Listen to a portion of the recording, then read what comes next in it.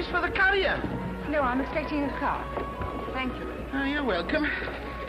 I don't seem to be.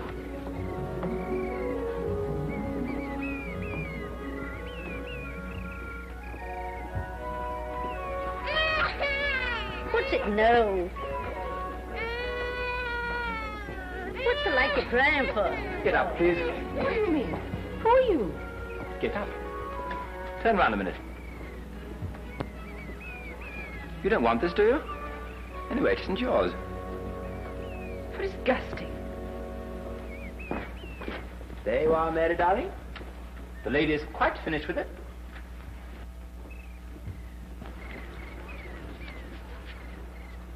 Would you like some spit? No, thank you. Nothing I can do.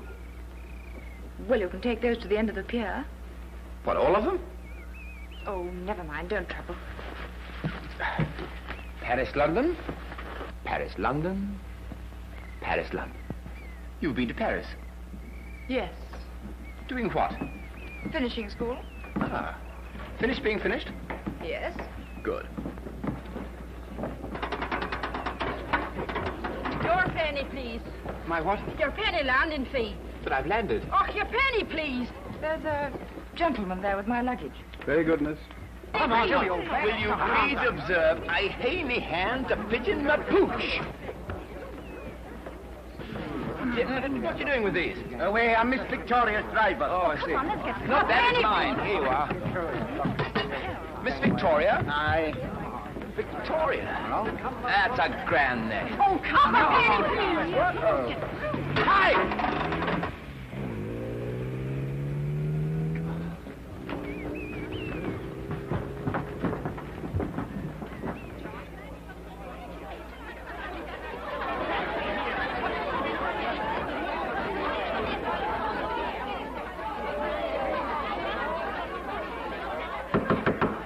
Honoria Hegarty, open in the name of the law. And no nonsense, do you hear? Looks like we'll have to fake an entry. Aye, looks like we'll have to fake an entry. Look what you're doing, man. Will you confine your operations to the door? Stop it now. Would you be having me house a heap of ruins and me and Patsy in the midst of them? I'd Patsy with Hector. Bring him out and let him come quiet. He'll nothing of the sort. Come quiet. Then I'll break the door down. Just you try it.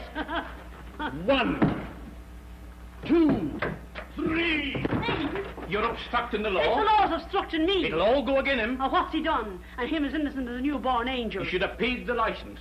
License is it? If a grand big country like this is needing 7 and 6 from the like of me, it's time it went on the dole the same as the rest of us. Ah, man dear, it's not the license money, it's the fine. £5. Aye, for persistent infringement. Well, where would the like of me get £5? Standing next to naked in the dead of summer with the wind whistling down from up the pole and me trying to sell ice cream for a bunch of frozen corpses. Ah! Patsy! Patsy! Get him, Donald. Come on, Patsy. Away out with him. Give me this. Give me back my dog. Patsy! Come Give me on. back You my should dog. have been serious. Don't hold my You winner riffraff. Away with you to peace and glory out of this. You're a great lion, Saber Sergeant. Call it the territorial. Why did you not bring your gun? It's Stephen, that's what it is. It's massacre. I'll have the law on you, so I will. Patsy, me lovely Patsy.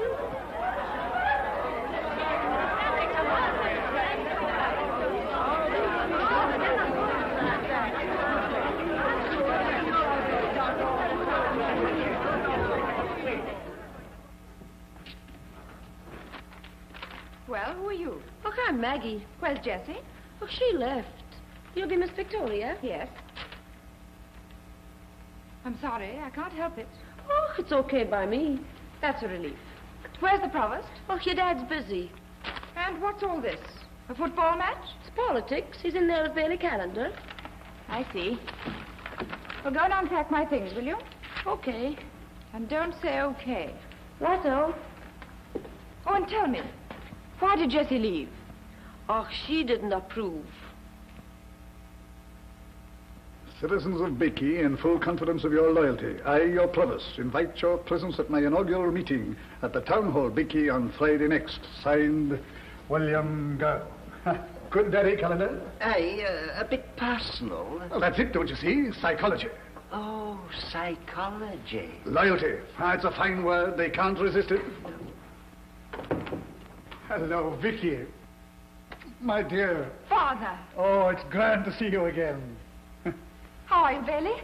None but you've turned into a great madam. Changed days since you fell into my pigsty. Yes, don't bother about pigsties now. We've got to get to that council meeting. Talking of meetings, you might have met me at the pier. Oh, I'm sorry about that, Vicky, but it was absolutely impossible. Your father's a busy man. There's great events portending. I'm standing for Parliament, Vicky. I know that. I've seen a few posters. But you don't know why I'm standing. You see, Vicky, these are exceptional times, and such times require exceptional measures. And exceptional men. Here, here. Being Provost of Bake is all very well in its way, but... Did you do this, Calendar? Yes. I've done my best for the place, tried to keep it up to date. I've built them a new town hall, a new swimming pool, the most elaborate public conveniences, a cursail for the tourists. I hope you haven't spoiled Bakey, Father. They said in the advertiser that I'm the best administrator in the country. Oh, I'm sure you're a great success. I should be. I work hard enough. Tomorrow, I'm opening the Croy Cattle Show, and I've my big election meeting at night. And the day after, now this is strictly confidential, Vicky, Lord Skerriver is coming. Who's Lord Skerriver? Why, the leader of the party, of course. Oh. You'll note that he comes to see the Provost. The Provost doesn't go to see him. Well, he knows I have the Caledonia League behind me. And it's not Vicky or Scotland, but Scotsmen all over the Empire. Aye, it's a big thing, a grand big thing. There's no saying how big it may be. If I pull this off, the time may come when I shall be listened to by the whole world.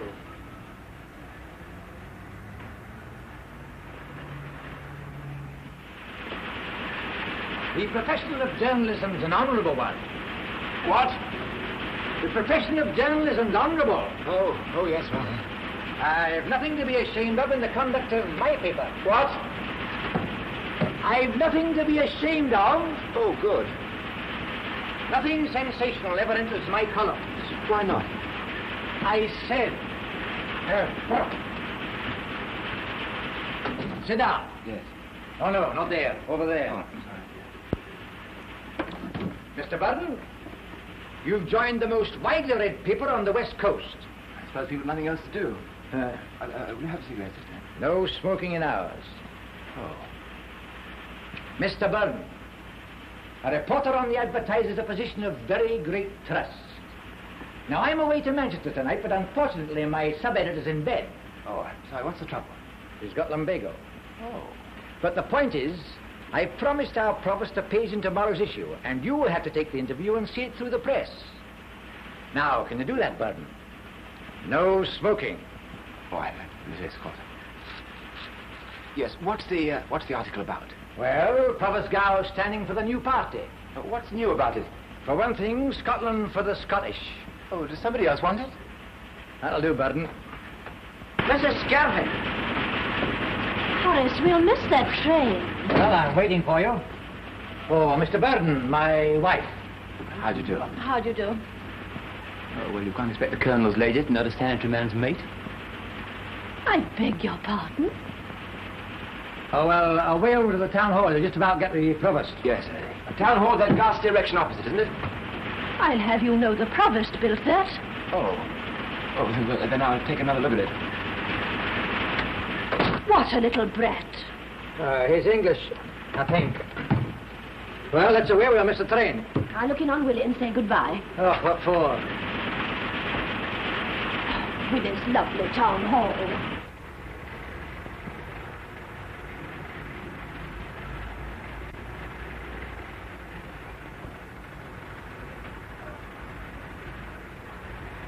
Is that all? Yes, Provost. Well, that'll do then. You'll be coming into the meeting soon. Bailey Calendar's having a sore time in the chair. I'll be round in a minute. Now, clear up. Aye. Oh, Victoria, you'd better go off into the gallery to see the fun. Father, can I ask you something? Well, I'm rather busy. Why did you sack Jessie? Jessie, what? Oh, the parlour maid. She got a bit above herself, Vicky, and Lisbeth very kindly disposed of her for me. Lisbeth? Now, who's mentioning my name? Why, Victoria, I wouldn't have recognized you. How nice of you to look in and welcome me back. Yes. You've quite grown up, dear. Well, Willie, I just looked in to say goodbye. That was good of you, Elizabeth. Be back in time for the meeting. Oh, don't you worry. I couldn't do without you on the platform. No, I don't think you could.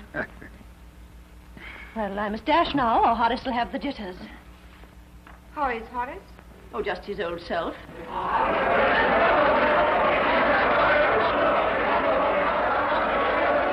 Now, gentlemen, please, you're wasting time. The province has decided.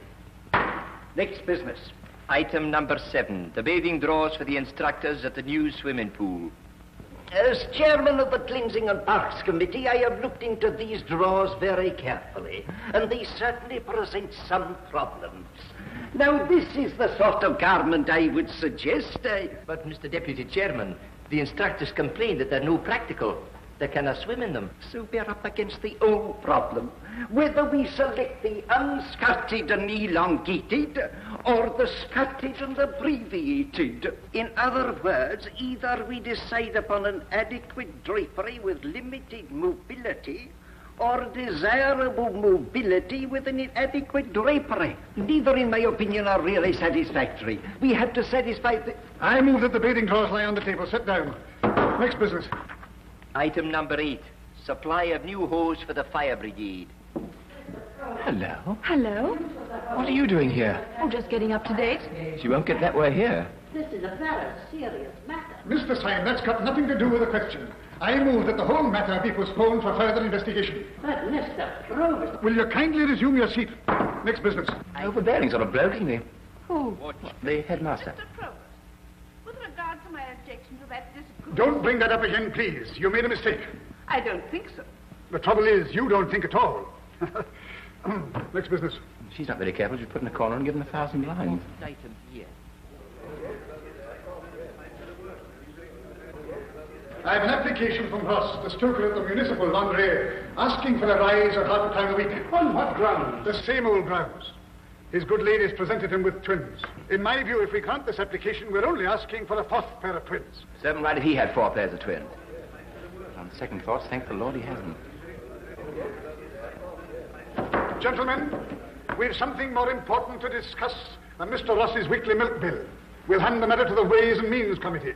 We will now discuss my scheme for publicising Bakey throughout the country as a tourist resort.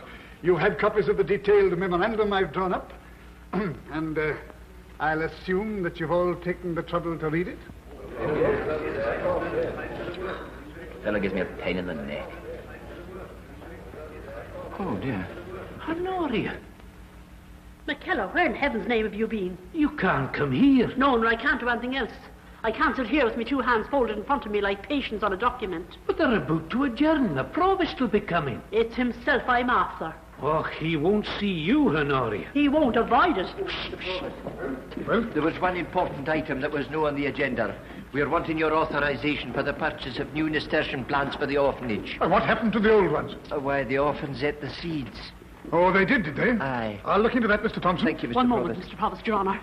You know all about me, same as I know all about you. It is myself, Honoria Hegarty. Yes, Not a word now. I know what you're going to say. Don't say it. It's all very fine and large, and it's the law, don't I know? And I know you can't make exceptions. They tell me all that at the office, and I know it's all in the book of words, but it's what I'm telling you, 'tis all nonsense. Will you kindly stop talking and get out of my way? Listen, And Honoria. what more should I be listening? And him to talk to me Well, about all what do reason you want? common sense. Nothing. I was told I had to interview you. Oh, you're from the Advertiser. Do you mind coming home with me? Not at all. I'll wait till lieutenant to this lady. Your Honour, it's not myself I'm thinking of, it's Patsy. My little Patsy. He's the heart and soul out of me body, and I'm telling you no lie. If he goes, I go too, up to heaven among the blessed saints. And it'll be all your fault. If you annoy me any further, I'll have you locked up. Come along, Mr. Burden, but Are you coming? Sure.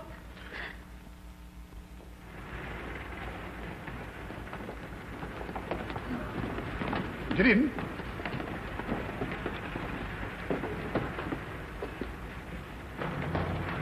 Go on, then.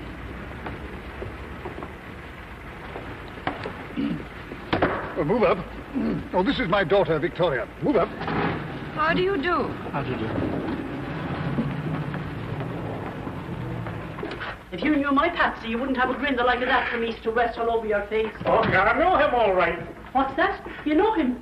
Well, in a manner of speaking, he's lodging here with me. You're codding me. Look in the chest, Honoria. Patsy, me darling boy, the light of his mother's eyes. Oh, me beautiful Patsy, me lovely Patsy. And what in the name of the holy apostrophe is he doing here in your unclean apartment in a wooden box? They can't have him at the police station. You see, it's this way. The police sergeant's bull terrier bitch. Well, what is it, man? Speak out. Oh, for heaven's sake. And seeing I'm the borough officer, they've given me the custody. Isn't he the fine little fella? Oh, he's that, Honoria. He eats like a weak corner. He loves his bread and milk for breakfast. Oh, I made him a nice bowl of rice. He's treating you all right, darling. Well, I feel kind of funny with the wee brute. He makes a sort of condemned cell atmosphere about my lodgings. What's that? They're not going to. You don't mean... Aye. They can't.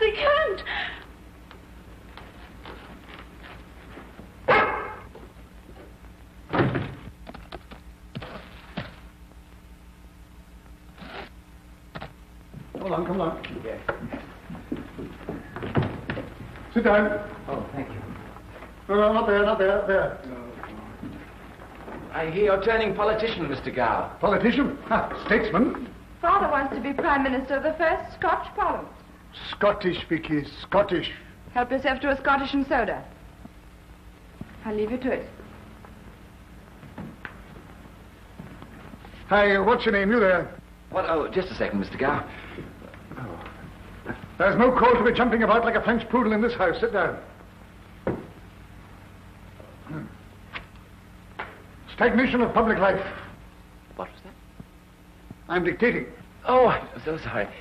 Don't I take notes and then write it up for you? Write it up. Yeah, you, put it into English. You'll kindly put down exactly what I say. I'm away to the cattle show early in the morning, and I want a proof of the interview tonight. Yes, very good. Stagnation of public life. Wanted new men. Provost Gow's plain words to the electors. During my term of office as Provost of Beachy, I have been instrumental in bringing about great changes in the borough. But there is one change that I shall never make. A change in the principles which guide me. No, of course not.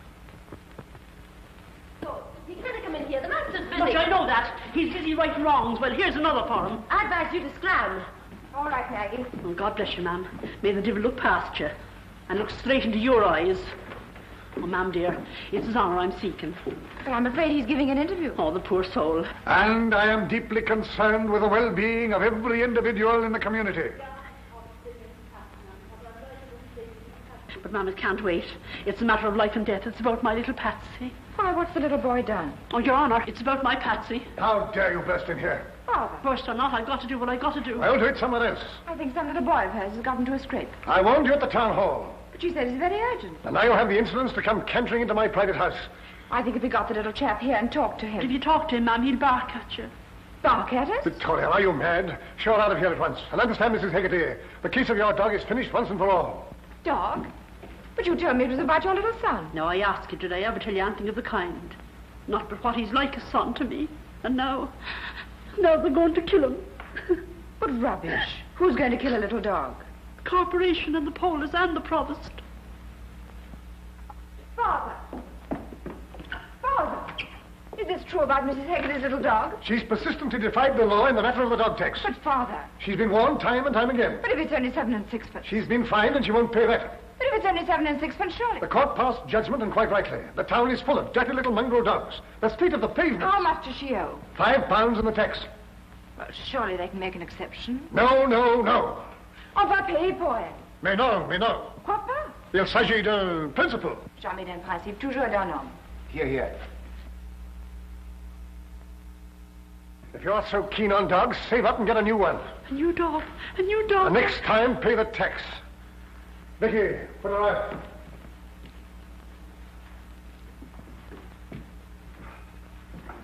What was I saying before that unconscionable interlude? You were concerned with the well-being of every individual in the community. I am asking my friends in Bakey to give me an opportunity of applying these principles. I'll subscribe. What? Unless you want to settle on the quiet, of course. Do you mean for that moment? I wouldn't pay a penny on principle. Wouldn't it be advisable? Especially when you're asking people to vote for you. Thank you very much. Will you kindly mind your own business? I am asking my friends in Bakey to give me an opportunity of applying these principles. My Lord. Come along. No, you won't put me out. I won't. Will you get out? You won't put me out. Get out, I tell you. Blooming Irish tinker.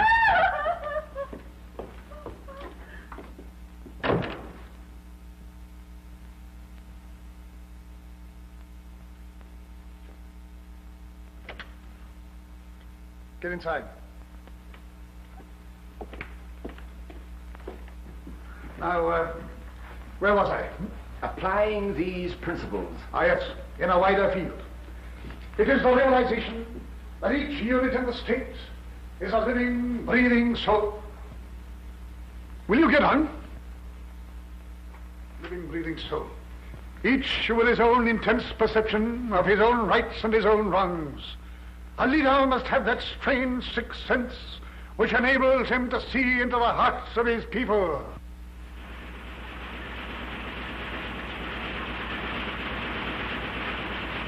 The prophet says you have to mind the corrections, Burden. Mr. Burden. Ach, away.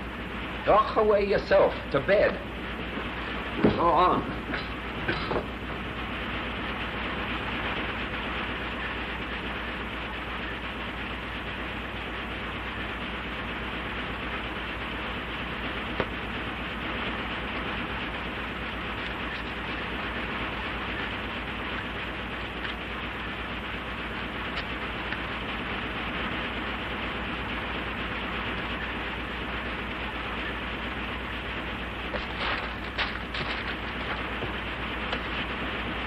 Here, are you going to keep the machines waiting all night? Probably.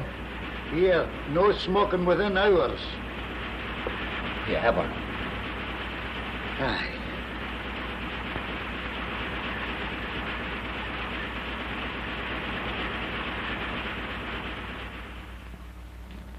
Oatmeal. The food of horses in England and men in Scotland. And where, sir, can you find such horses or such men? Mister. Sir, to you. Have some porridge. Ach, away. Did you write that? Listen, I've took a kind of liking to you, and I'm telling you, seeing you're new at the game, and I'm an old hand. Do you like these? British bacteria and what they do. You're daft. I beg your pardon? Nuts the court in English. You keep your dirty mitts off my breakfast. You're for it. Aye, smile. You'll no stand there with a smile on your face like a split melon when the boss and the gaffer gets after you. You're done for. Do you see? Done for. Where's the golf course?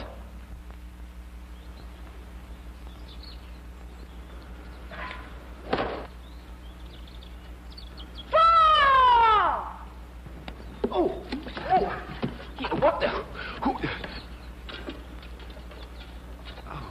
I'm awfully sorry. Oh, it's you. It's quite all right. You're a little bit late with your four. Well, you were a bit early with your aft.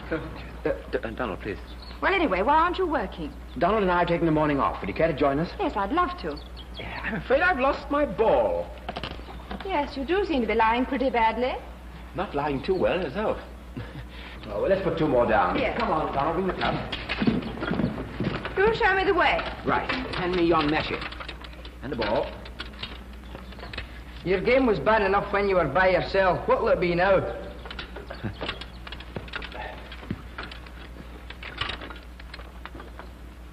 Sorry about that business of Mrs. Haggerty's dog. Yes. Still, something ought to be done about it. Yes. Oh, sorry. I'm trying to play. Oh, it's quite all right.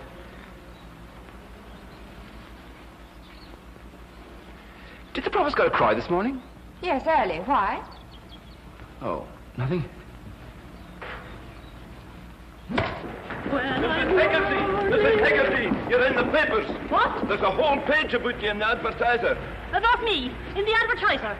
Tom McCorden, have you a copy of this illustrious publication? No, me. Don McKenna saw it in the library when he was doing his crossword. In a library? Tom McCorden, keep me ice cream warm. Wait till you see the front columns are.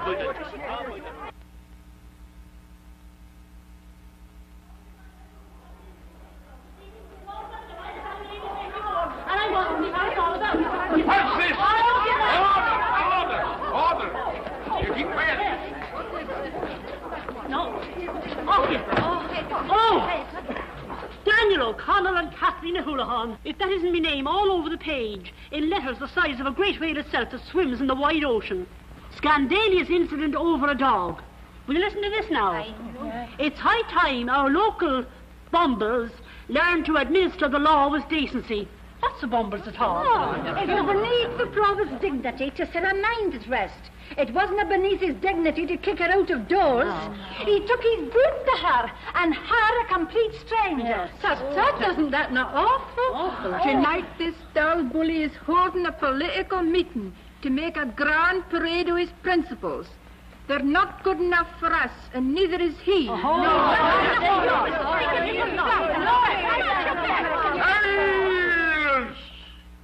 Silence! Silence in this room.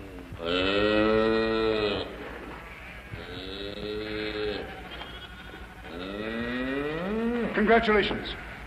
A magnificent fellow.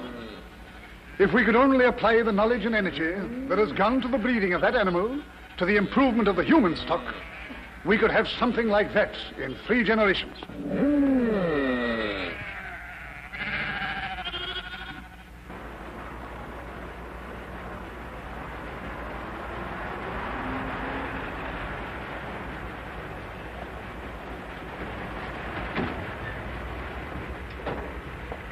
Well, thanks for the game. We'll have another when you've the time. Yes, I think I'll have the time. Victoria! What are you doing here with that man? You know, Mr. Burden. Yeah, I'm one of the untouchables. I'll say you are. Haven't you heard? Something terrible has happened. Horace is off his head. Oh, no, Lisbeth. Have you had the doctor? Oh, don't be silly. Drive me home and I'll tell you. And Horace will deal with you, you cad. Well, what on earth? Oh, get on, Vicky. What on earth will you be saying? Mr. Chairman, ladies and gentlemen, these are exceptional times. And they require exceptional measures. And exceptional men. Pause for applause. Ah, my friends. Were you speaking? I was not. Must have been the differential.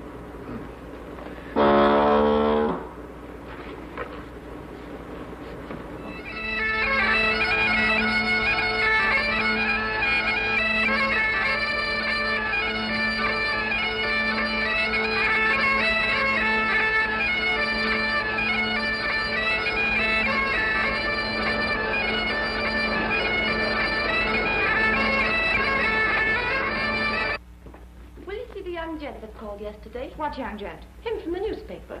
I think he can't come in. Righto. And don't say righto. Okay. He's in. How dare you come and see me? I haven't. I came to see the Provost. Well, he's not back. He'll go straight to the hall. Oh, I just want to give him an explanation. I suppose you mean an apology? No, an explanation. Oh, I better go. It can't be very pleasant for you to see me. I suppose you know what you've done. You've slandered a fine, honorable man. It's despicable. What harm has my father ever done to you? To me? No harm. Then why do you stab him in the back like this? Why did you do it? Oh, it's hard to explain. No decent action is ever hard to explain. Oh, perhaps not. You don't mean that idiotic business about that dog? You think it's idiotic? Well, it's so small. Oppression is never small. Well, no, of course, but it doesn't make sense. You lose your job, you'll never get another one, and all because you got sentimental about a silly old woman and her mongrel dog. So did you? You stuck up for her. Well, I tried to clear up after the Provost had asserted his authority. That's what women are for. Oh, that's what women are for, are they?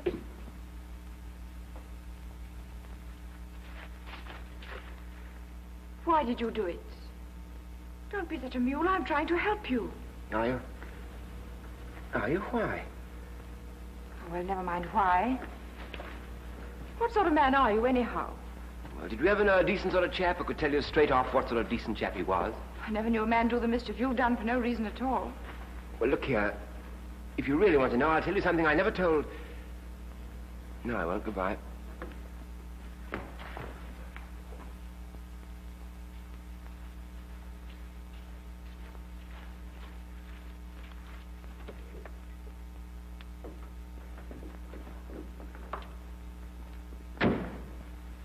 Tell me.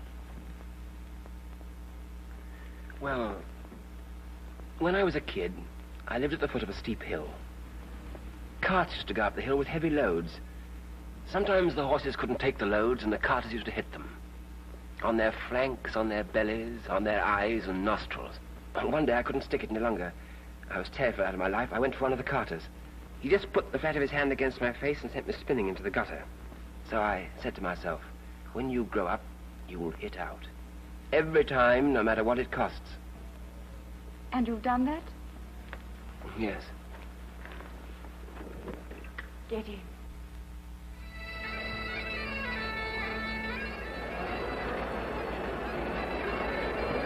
Man, has the advertiser gone mad? I was away. It was a great shock to me. But what are we to do? Does the provost know? I couldn't say.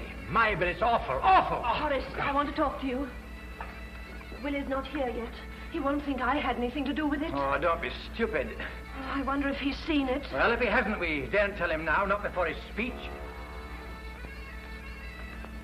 Here he is.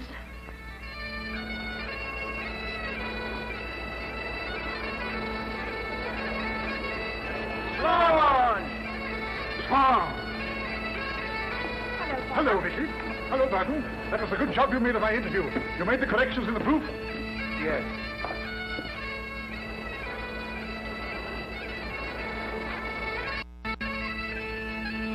Hello, Lindsay.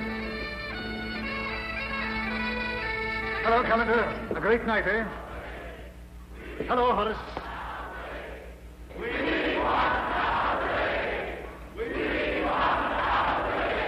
Do you hear them, Willie? Do you hear that? So, they're calling for their Willie. Well, they shall have their Willie.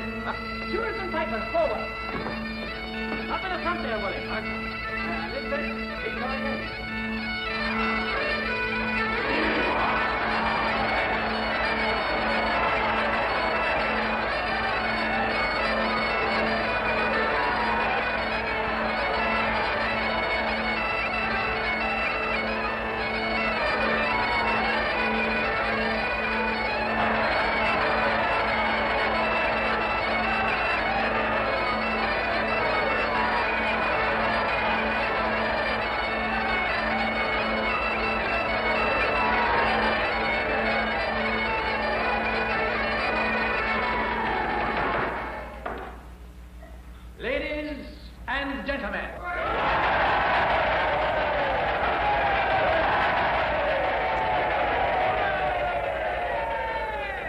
Speaker tonight needs very little introduction from me. There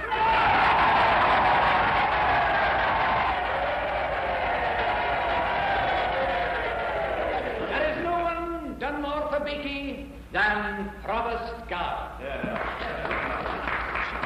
Tonight, I want you to show him what you really think of him in your hearts. As Robbie Warren so wisely said, oh, would some power the gift to gie us, to see ourselves as others see us. Yes. Now you give the Provost the power to see himself as you see him tonight. Provost Guard.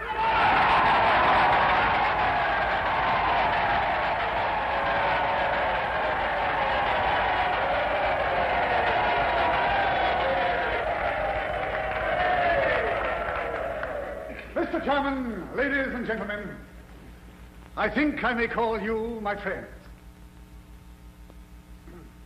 I'm sure I may call you my friends.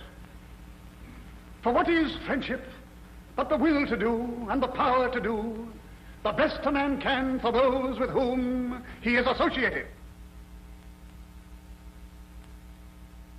It is a sacred bond, A beautiful relationship.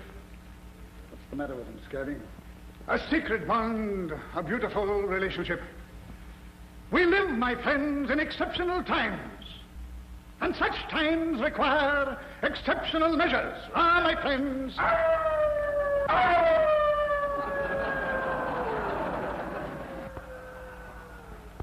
What is needed today is a firm hand at the helm. A man who will go on and up and up.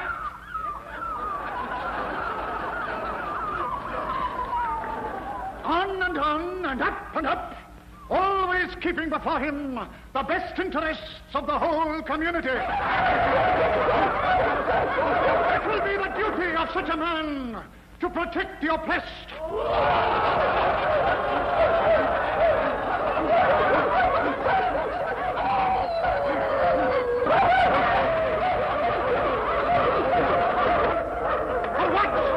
For what does a man's strength avail him if he does not hold out a helping hand?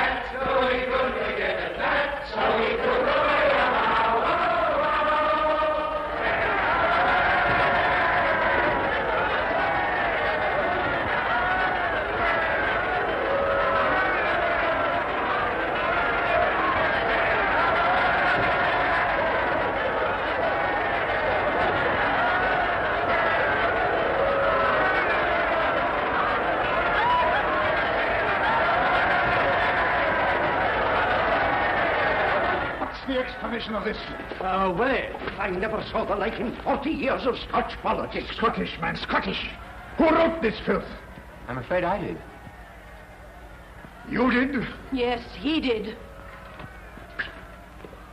You treacherous little sneak, you dirty rat. Oh, Father, don't. What's the use? Now, you keep out of this. Listen, Mr. Gow. You sniveling little thug. You see, Victoria, it's no use. Don't you dare to address my daughter. Well, you won't listen to me? Listen to you putrid little hack writer. Shut up. What did you say? I said shut up. Oh, Father, do stop. Victoria, I think you're the limit. Go on, Willie. Give the little bounder the hiding he deserves. Yes, by gad. I tell you what I'll do to you, Be careful, damn you. I'm rather good at this. Mr. Provost!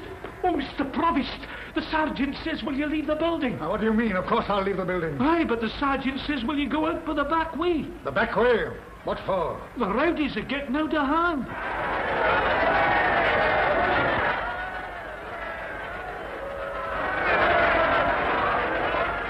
They're throwing stones. Time to break in.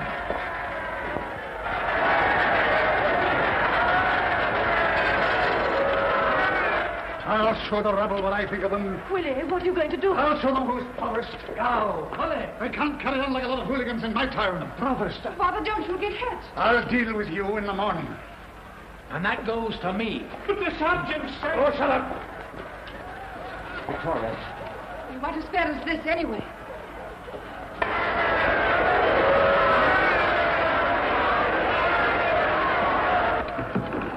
Open the door. But you can't show yourself out there, Mr. Gow. No, you can't show yourself out there. Open that door.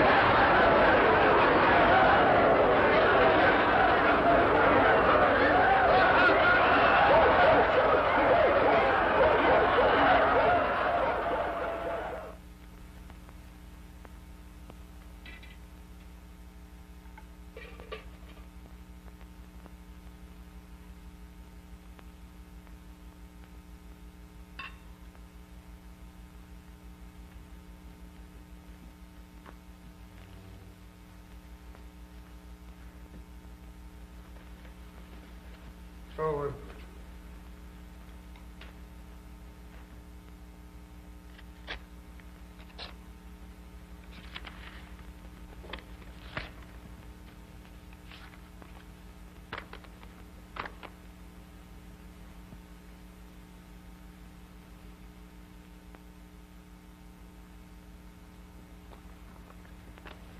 Father, about last night. If there's one thing that I can't tolerate, it's disloyalty. Not content with playing golf with a fellow. Who told you about that? Elizabeth, I suppose. Oh, she does know what loyalty is. Well, after all, it was before I knew about the article. It was after you knew that you brought him onto the platform. Well, how was I to know that people were going to jeer at you? Don't exaggerate, Vicky, please. And it wasn't the people. It was a put-up job organized by that unprincipled little skunk. More coffee, please. Mr. Burden had nothing to do with it. Oh, he hadn't. Need nothing to do with the article, I suppose. I know. But I discussed the whole thing with him. You discussed it with him? Yes. And this morning he writes to say that... Oh, he writes. How nice.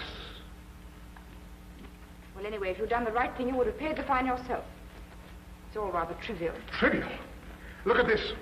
In the Scottish edition of a London newspaper. Good heavens. Willie, have you seen this? Scottish candidate barked down. Do they think that's funny? What's going to happen at the dinner tonight? Lord Skerrival. The party. Something's got to be done and done quickly. Horace is taking Burden round to your office. Good. I'll break that fellow. You'd better be careful. I don't think you know Mr. Burden. Now, Mr. Burden, I'm going to ask you a few questions, and I'll advise you to stick to the truth. Where are we? Berlin, Moscow, or where? You'll find out where you are soon enough. Oh, I'm Nordic, if that's what's worrying you. That's enough. Now do. Be quiet, you little cad.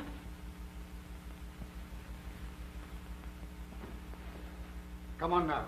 How much did they pay you? Or was it a fat job? It's blackmail. What are you talking about? You needn't act the innocent. We know who's backing you, Burden. Come on, speak up, man. What exactly was it worth to you? Oh, no, you don't. We haven't finished with you yet. Not by a long shot. The opposition paid you to get that muck into the advertiser. And you were at the back of the row, too. The plot unmasked, eh? So you don't deny it? I wouldn't spoil your fun. It'll be no fun for you. You're going to sweat for this. I came here out of my own free will to try and help you out of your mess, though heaven knows why I should. But after your childish insinuation... Wait. Now, this is a withdrawal of the statements you made in your article. And you're going to sign it. I'll read it to you. I, the undersigned... You needn't trouble. No, of course not. It's quite in order. Just sign at the bottom. Are you being serious? What do you mean? No. What do you mean, no? I mean I won't sign it or anything else.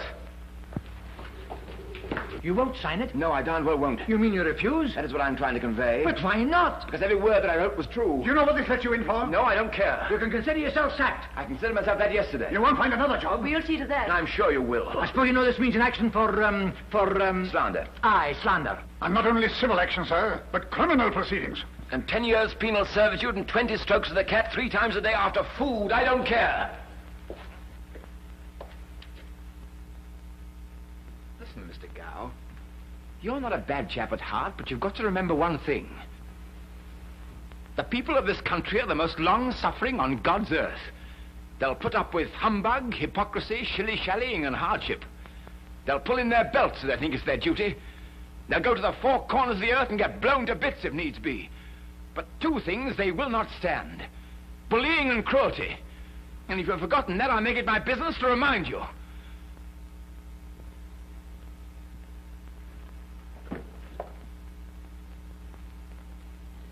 I told you to be careful. And what's more, I think he's quite right. Oh.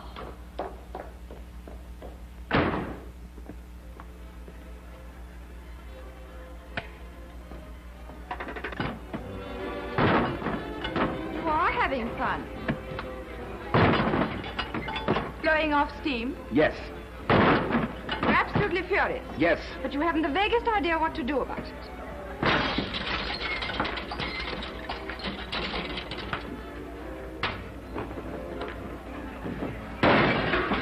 Breaking China, isn't it? I wish it was his neck. Father? Yes. Aren't you being a little childish? Allow me. Thank you.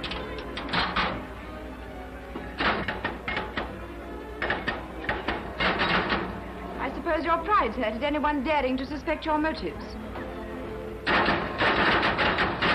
You must admit it's a bit hard for any ordinary person not to think you were bribed. Don't break this one.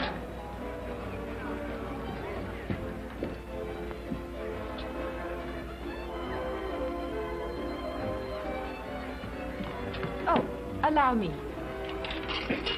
Thank you. You've got yourself into a nice mess, haven't you? I've won something. Never mind that. What are you going to do? Look for another job, I suppose. If you can get one. And what are you going to do in the meanwhile? You got any money at all? Cigarette? No, thanks. You may need them. Frank. Now, don't get excited. I want to ask you a question. Yes, but you call me Frank. Well? But that's my name. So I thought. Yes, but it's the first time you've used my name. Well, what about it? It's the first time you've called me Frank. Oh, do listen. Yes, well, Leonard's not a penny. Oh. There. It's difficult to ask you this, and you mustn't misunderstand me. Do what Father asks. What on earth do you take me for? 11 stone, 6 pounds, 4 ounces. Now, don't be so obstinate. How can you expect me to knuckle under to him? You know I'm right. You said so. I never said you were. I said your motives were. Now, don't ask for another one. Frank, you've made your protest, and it was a fine thing to do. That's pig-headedness. And there's nothing new about pig-headedness. It's as old as the pigs. So's this.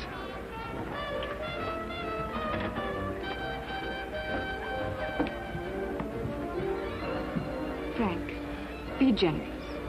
Generous? You dealt Father a pretty hard knock, you know. You made him ridiculous, which was the worst thing you could do. Why not call it a day? What about Patsy? Well, put it this way.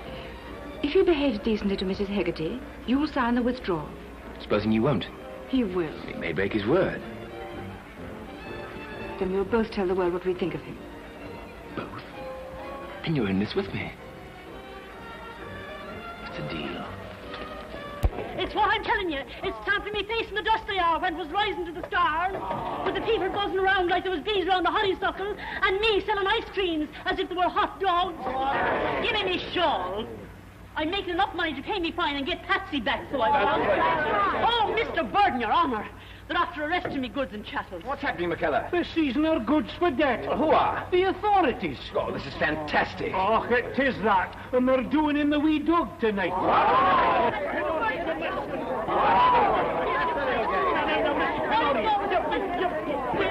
Mrs. Hegarty, we're from the London Sun. Are you a reporter? Yes. Come with me. I'll give you the biggest scoop you ever had in your life. You better come, Mrs. Hegarty, too, and Mr. Burden, Your Honour, don't be doing any more good for me. I've lost Patsy, I've lost me Bala. There's a devil much more I can lose. Get out of me way. Get after her, quick.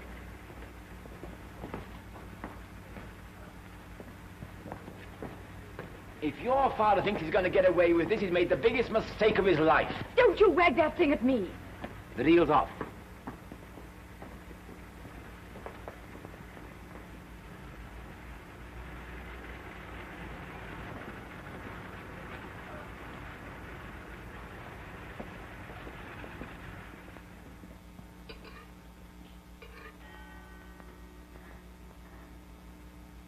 The condemned man ate a hearty meal.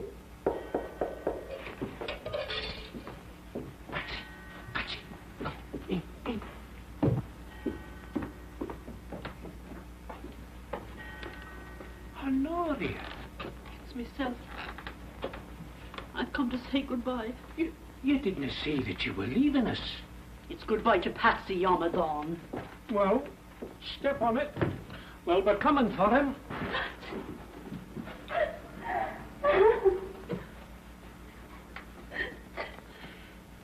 Don't take on, Honoria. It cannot be helped.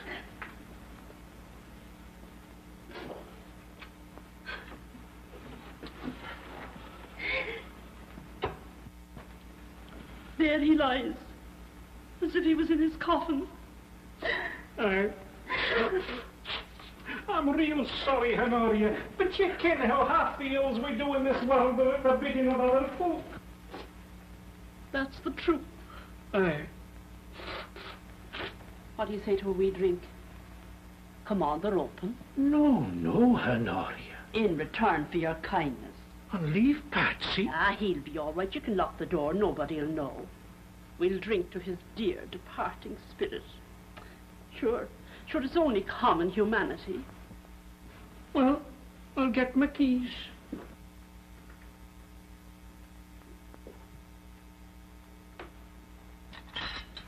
Only a wee in mind.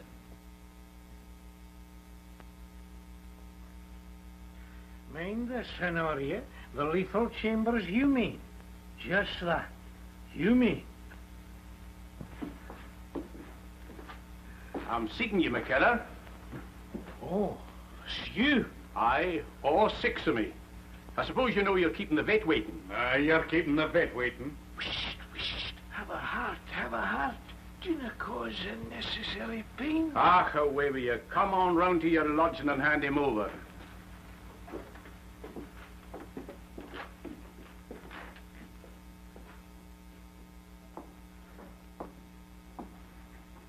Is he all right, Your Honour?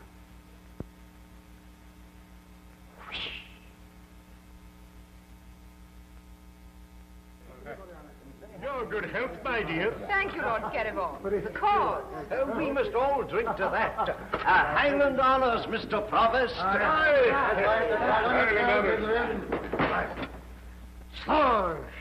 Slange.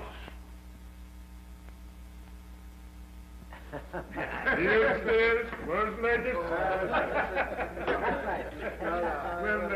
Very nice time. Yes, very good indeed. Very nice. I think they've all enjoyed themselves. Allow me. I don't be too long with the port, Lord Kerryvon. No, I won't. My lord. Bring the cigars, Hollis, will you? Come over here, my lord. Come over here and finish your port in comfort, will you? Thank you. Cigar, my lord. Thank you. Cigar. Thank you, Hollis.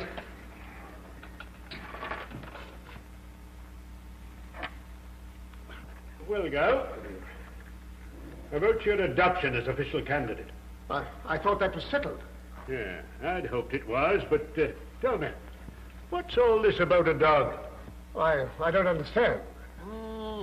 I mean this, you know, at a by-election, the first to be fought by our party. It's, well, what's it all about? I've heard things. You know, to be awkward if... Oh, you mean, that? That was just a storm in a teacup.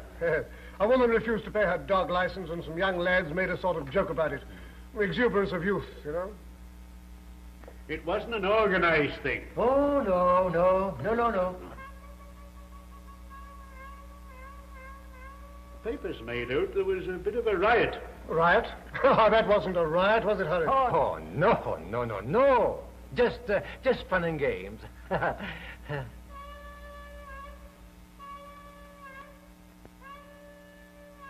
Might I have a drop of whiskey instead of this port? Why, of course, my lord. Please do, my lord. Please do. Please, help yourself, won't you? Thank you. I understand you're very highly respected in this neighborhood, Mr. Gow. There's no man more respected than the Provost. If you understand me, his word is law. Now, in the development of Vicky, he... Popular, too? Extremely popular. Well, you know, popularity's a tender plant. The tactless handling of a situation might be the end of us. But I've told your lordship the whole childish affair is finished and done with.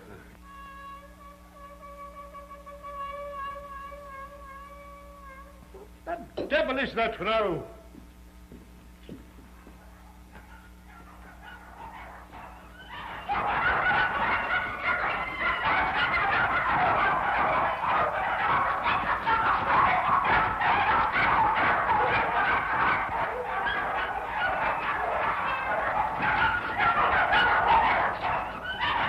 What's the meaning of this tomfoolery? Well, really, my lord, Willie, Horace, Father, what is it? Hold that, please. Thank you. Thank you. What's all this? What's that photographer doing here? Mr. Provost! Mr. Provost! Oh, Mr. Provost! He's gone. He's gone. Who's gone? Patsy, Mr. Provost. And who is Patsy? Mrs. Haggerty's lord, your dogship. Home in a teacup, eh? Exuberance of youth, eh? Popular, eh? Call my card.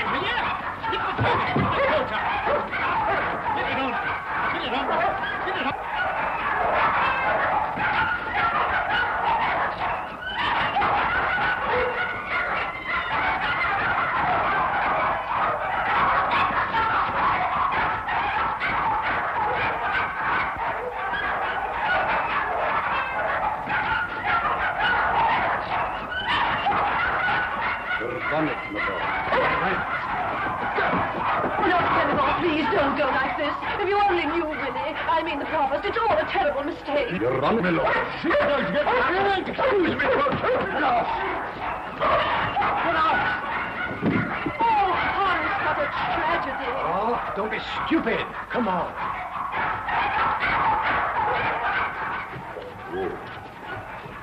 Oh, hello. I never want to see you again.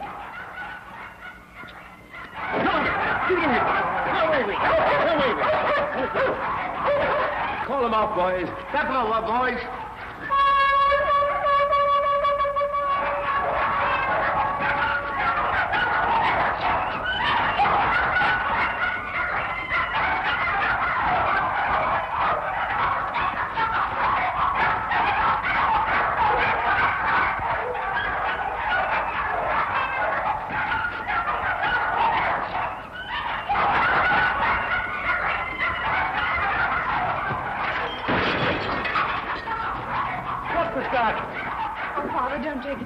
We all know what you feel. That's just what you don't. None of you understand, Willie. Lisbeth. And you're worse than any of them. You've worked against your own father, carrying on with that rotten little bounder. Lisbeth, control yourself. And you're just as bad. You're jealous of him because he's a man, and you're just a miserable fish. Oh, Lisbeth, dear, you're upset. Stay away, don't touch me. Oh, Willie, my darling, my love, they can't do this to you. Here. What does that mean?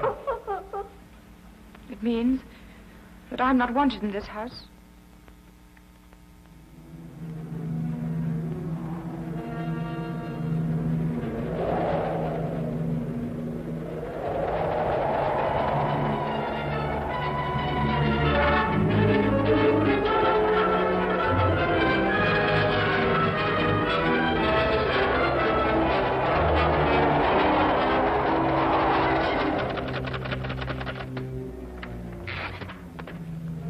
Here. There's your first installment. There's yours. Do you think I'm doing this for money? Take it away. Oh, I want a couple of quid to live on. Don't be an ass. Why should the son get all this for nothing? Here, take it away. Give it to anyone you like. Give it to the Royal Ophthalmic Hospital for myopic Pekingese. Give it to Mrs. Haggerty. You're the procurator fiscal, you're the public prosecutor, aren't you? Yes, but I Then don't well, then see- do your duty, man. You've got to prosecute. Yes, but on what charge? Well, find a charge. That's your job. Mr. Burden, I have a warrant for your arrest. I must ask you to come with me. What for? Yeah, you can't do that. What's the charge? Let's see the warrant. Come quietly now.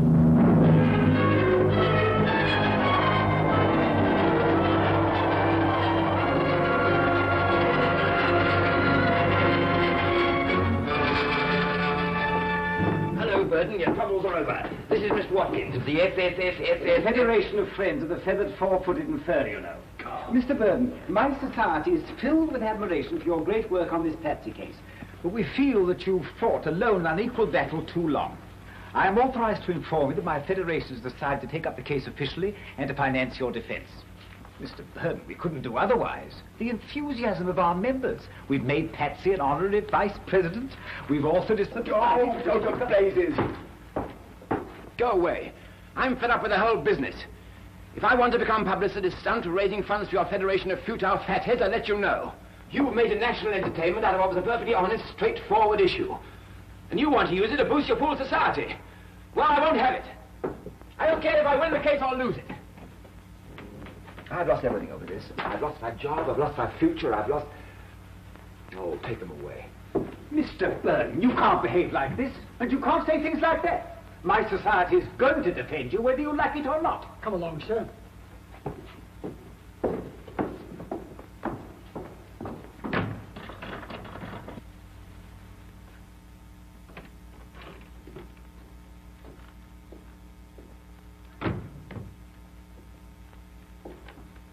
It's downright incontinental, so it is. To see you gazing there at nothing, as if you were Columbus taking his first look at America, and the dear heart that you're broken at the sight of it.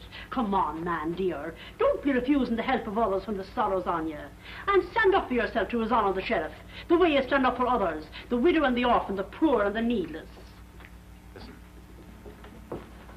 I've caused enough trouble. I'm through. I don't care what they do. I don't want to win the case.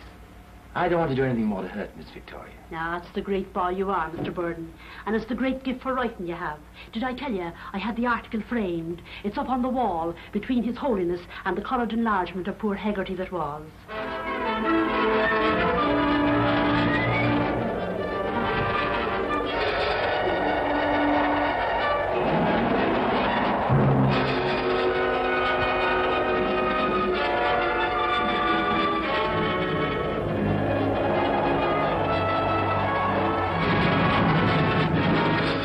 Cruel shame, that's what it is. Fair makes me boil over. Such a sweet little doggy, my dear. Yes, I know what I'd do with that promise of Bakey. Doing a thing like that to a dog. Bad show. And shall poor Patsy die, then 20 million school children shall know the reason why. I mean, it's hardly playing the game, what? It's not cricket. No. Patsy case. It is understood that reports of the resignation of Provost William Gow were officially denied in Bakey today.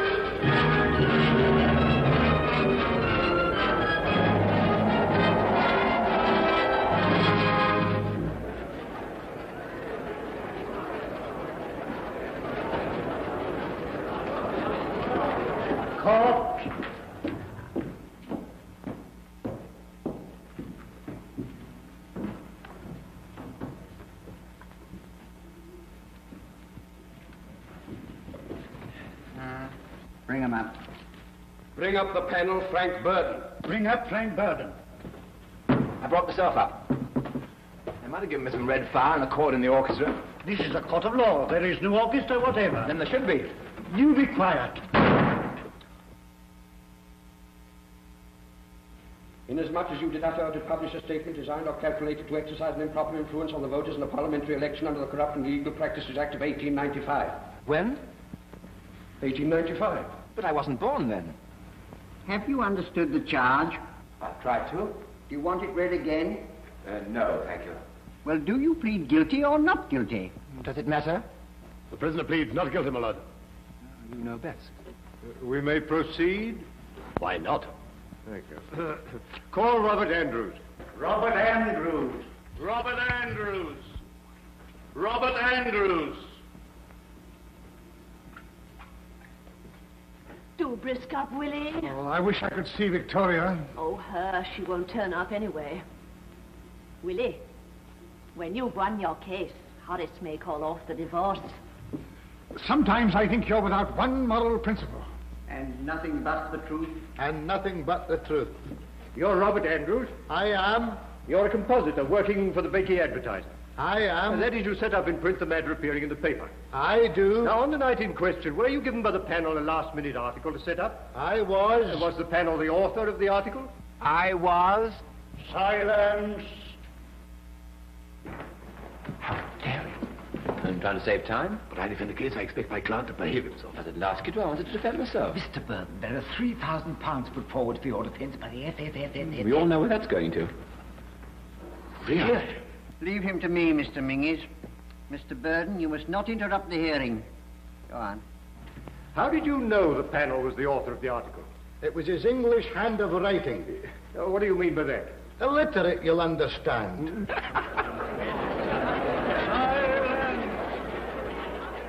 I understand you had difficulty in deciphering the article. It was practically a physical impossibility. You're quite sure you set in print what the panel wrote? Of course he did. Keep quiet. I corrected the proof myself. For heaven's sake, hold your tongue. Well, don't suggest I didn't write what I did write. Shh. You really must speak to your client, Mr. Minges. My lord, you told me to leave him to you.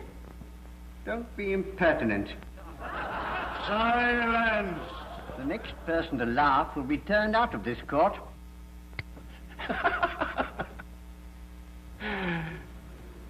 Yes. Vicky! Why, I thought you weren't coming. What else could I do? I've missed you, Vicky. It was decent of you to have kept away from him. You were mistaken in him, Vicky. He's just a self-seeking little rotter. He's nothing of the kind. He didn't do anything you didn't goad him to. And you're bringing this case simply to satisfy your own pride. I see. So you're still taken in with the fellow. Well, it'll interest you to know that I've got him this time. Father. You are Margaret Twine? Sure. Just answer yes or no. Okay. You're employed as a parlour maid by Provost Gow. Says you. What is the meaning of this expression, says you? Well, my lord, it's a slang phrase of American origin which has gained regrettable currency in the language of our people through the insidious agency of the cinema. And it is, I'm given to understand, employed to indicate a state of dubiety in the mind of the speaker as to the veracity or credibility of a statement made to him. Oh, yeah?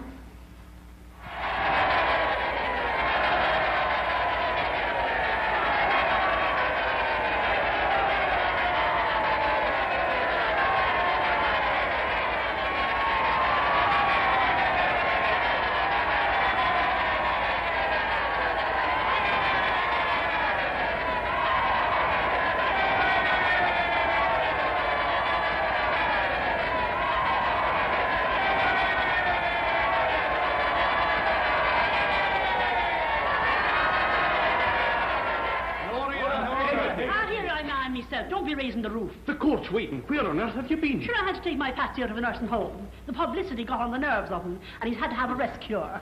You're lucky not to get 6 months for contempt of court. Well, I don't know about the 6 months, but I've got the contempt all right. That I will tell the truth? Tell the truth. The whole truth? The whole truth. And nothing but the truth? Nothing but the truth. Thank you. Thank you. Your name, I believe, is Honoria Gaker, or Hegarty. Ah, make up your mind, man, which it is. Hegarty it is. Yes. Now, on the evening under discussion, you paid a visit to Mr. Gow's house. Clydeview McCullum Road. I did an all. You've cause to remember that evening. Cause, is it? And the foot of me back hitting every step. And I was a great large bruise, the colour of a rainbow in the sky. It's not faded away yet. Look, if you could only see it. Yes, well, never mind about that. Oh, it's easy for you to talk. Couldn't I get in, please? Was you involved in the case? Yes, but I... Nay, you'll hate to wait till I bawl you out. And now we come to the evening of the canine demonstration at Mr. Gow's house. Now tell me, on that day, did the accused express animus against the provost? Sure, all the animals in the length and breadth of the land is against the provost. No, thank you, that'll do. Mr. Mingies, do you wish to question the witness? Certainly not, my lord. Indeed, I've been waiting with all the patience I can muster to hear why the Crown has called this rather irrelevant lady. Oh, Patsy. Did you hear what he called me?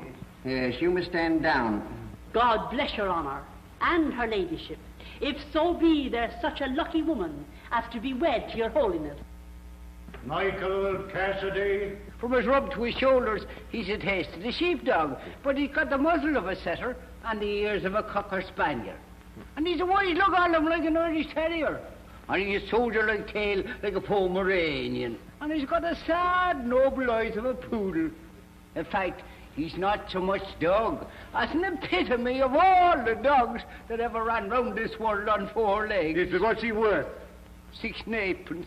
My lord, what has this to do with the case? I'm establishing motive by a process of elimination. Must you eliminate the entire population of the British Islands and the Irish Free State? My lord, I object to this witness. I don't. What did you say? I said I'd no objection. Are you going to keep quiet? Fairly, not altogether. I'll abandon the case. Good. Really? My lord. Now, Mr. Burden, you mustn't speak like that, you know. I realize you're a very young man, and indeed I sometimes fail to fathom the younger generation. They seem to have no balance, no stability. What with swing music, automatic gambling machines, and the encouragement given to idleness and loose living by the British Broadcasting Corporation. What are you laughing at, Mr. Mingies? Was I laughing, my lord? You made a sort of gesture with your features that I've always taken as an expression of amusement. I'm unaware of anything amusing in what I am saying. I hardly fancied you were, my lord. Then perhaps you'll refrain from cachinnating until you find yourself in a more suitable place for that exercise. With all respect, your lordship misapprehended the exact nature of the gesture to which your lordship was pleased to refer. As a matter of fact, I was stifling a very insistent yawn. Indeed, Mr. Mingies? Perhaps your lordship will now revise your pronouncement as to the suitable place for that exercise. If you wish me, Mr. Mingies, to recount the uses for which this place is suitable, I'm quite prepared to do so. For one thing, it is suitable for the exercise of your undoubted talents as defending counsel. Talents which I may remark I've not observed to be conspicuously employed on this particular case. My lord, your lordship's opinion of my poor capabilities, expressed, if I may say in all sincerity, with a terseness and clarity that are a credit to the Scottish bar, has left me with no alternative but to withdraw from the case. I have been grossly insulted. Good morning. But Mr. Mingies. Silence! And now, my lord, may I defend myself? Well, I can't stop you. You may leave the dock to consult your solicitor. The good name of the... Don't spit at me, sir. Mr.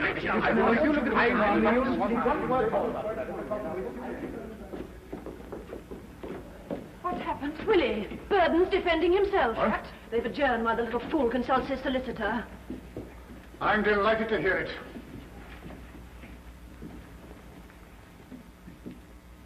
Hello? Hello. Vicky. Nice of you to pop in. I thought you didn't want to see me again. This is the public court, isn't it? Oh, I see you come to see me hanged. Well, it looks like it. You seem determined to throw away your case. Well, it's my case, isn't it? Well, don't be a fool, Frank. Did I hear you call me Frank?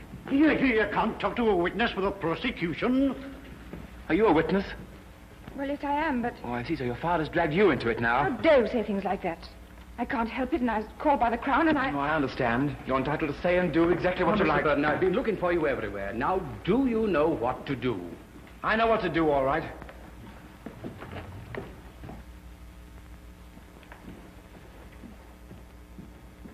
Father, I beg of you, don't go on with this case. Well, of course I shall go on with it. At least I won't. It isn't my case. But the Crown will. The court sends session. The law has been set in motion, and the law must operate. I intend to be vindicated. Oh, but Father, you must listen to me. Don't take any notice of her, Willie. William Gow. William Gow.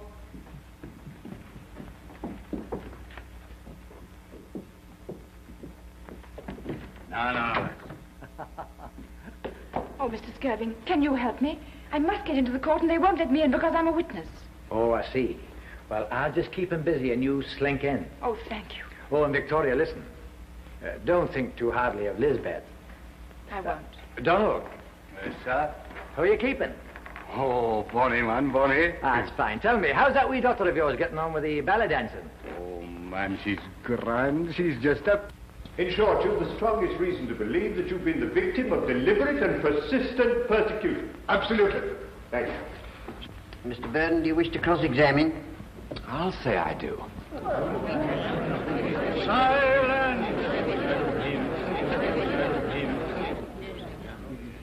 Now, Mr. Gow, when did this so-called persecution start? The night you organized a pack of hooligans to break up my meeting. Oh, no, before that. What about my article? Wasn't that part of the persecution? Certainly it was. Then I'll ask you again. When did the persecution start? I suppose you want me to say when Mrs. Hegarty came to my house. Exactly. She came to you very distressed. No doubt. But she didn't take her grievance to the proper quarter. Didn't she? Weren't you the provost, the father of his people? Yes. But if I happen to be distressed by a burst pipe, shall we say, I don't take my distress to the Prime Minister. I get a plumber, in a manner of speaking, my lord. Well, in a manner of speaking, sir, Mrs. Hegarty probably thought you were the plumber. Mr. Burden. Silence! So you were surprised the day after Mrs. Hegarty's visit when your meeting refused to listen to you? Nothing surprises me in Becky. Oh, then it didn't surprise you they should take a strong line with a canting humbug who... My lord, I object. Mr. Burden, I ought perhaps to warn you that this sort of thing is impressing me very unfavourably. Very unfavourably indeed. Go on. So you vented your annoyance on a poor woman and her dog. You took her barrow. I did nothing of the sort. As for being a poor woman... You took her barrow. Well, she seems to have done very well out of it. Very insolent of her, Mr. Gow.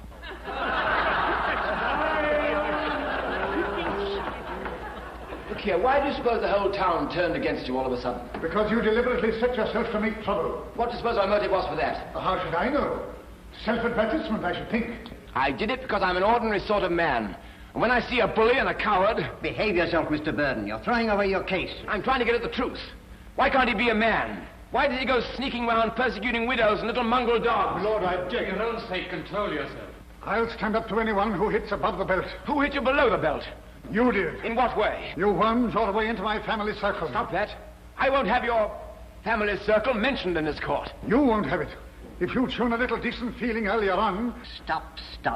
What's all this about Mr. Gow's family circle? Ask him. My lord, the reference must be to Mr. Gow's daughter. She's a witness of the prosecution. Yes, my lord, that's the sort of man he is. Mr. Burden. But it's scandalous. Quiet, sir. I won't be quiet. I'm calling her next, my lord. No, you're not. Silence! Come out here, you.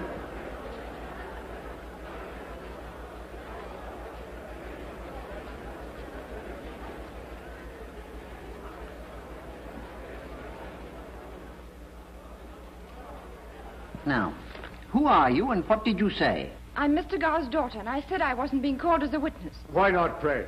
Because I can't give evidence. Oh, yes, you can. We'll see about that. Oh, but I can't. And why not? Because the accused and I are husband and wife.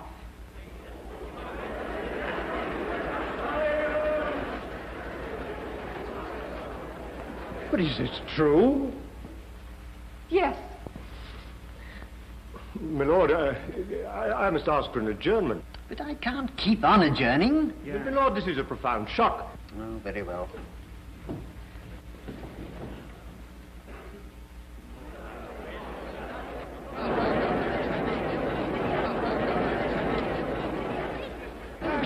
Wisht. They're married. Hey, and a wife can't give evidence against her husband. That's the law. Send Mr. Burton here at once. You can't do that, sir. It's most irregular. Do as I tell you. Oh, Vicky. I tell you what, Willie. Oh, don't start yammering at me. You've done a nice thing. Well, I asked you not to go on with the case. Why didn't you tell me? I can't have a son-in-law serving 6 months. You sent for me?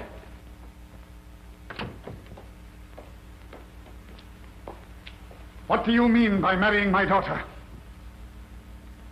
I haven't. What? I only just said that. We haven't seen each other since I left the house. Then why in heaven's name? To stop you. Huh.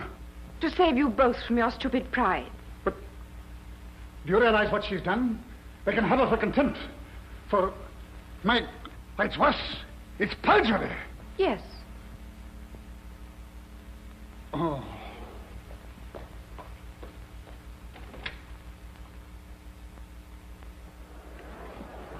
Stop the case. What? I can't stop the case, and I won't stop the case. Willie! You've insufficient evidence. Oh, very well. I'll put you back in the box. Willie! No, you won't. Oh, you can't make a fool of the crowd. You can't force me. And you can't bully me. You'll go back in that box. Go along, guy. Very well. Willie! Oh, go to blazes, woman. Horace, he called me a woman. All right, my dear.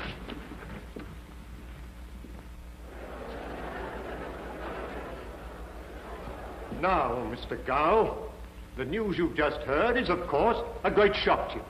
No. But do you mean to tell the court that you condone this maneuver on the part of the panel? Yes.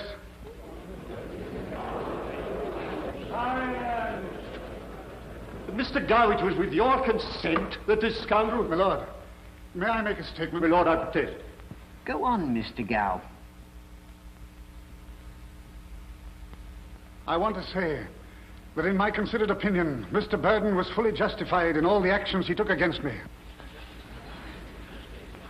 I think Mr. Burden misjudged me, but he misjudged me without malice. Hurrah for the provost!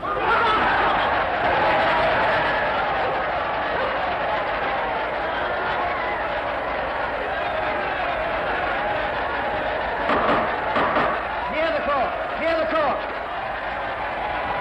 Clear the town! Clear the town! I hadn't fully realized that a public man is apt to get above himself. I'm grateful to Mr. Burden for bringing me back to earth. In regard to Mrs. Hegarty and her dog Patsy, I forgot to apply one of the great principles of my life. It is this. It is only the realization, the sympathetic realization, the deeply sympathetic realization that each unit in the state is a living, breathing soul, each with his own aspirations, each with his own peculiarly intense perception of his own rights and his own wrongs. A leader must have that strange sixth sense that enables him to see into the hearts of his people, to feel in his own flesh and in his own blood the wounds and distresses they suffer. To a leader, even the least of his enemies